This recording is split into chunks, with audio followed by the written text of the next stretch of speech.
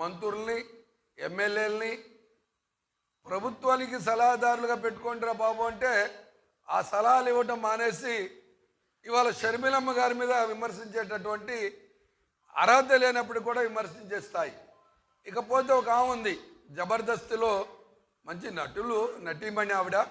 మహిళలంటే మాకు అపారమైనటువంటి గౌరవం ఉంది. కానీ ఈ రోజున ఆవిడ పుట్టినిల్లు తిరుపతి కావచ్చు కానీ మెట్టినిల్లు చెన్నైలో ఉంది ఆవిడకి.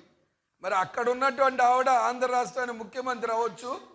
ఆవిడ తెలుగుదేశం పార్టీలో ఉన్నప్పుడు రాజశేఖర రెడ్డి గారిని పంచులు ఉడదీస్తాను, పరిగెత్తిస్తాను అన్నటువంటి ఆవిడ ఇవాళ జగన్మోహన్ రెడ్డి గారి ప్రభుత్వంలో మంత్రిగా ఉండొచ్చు.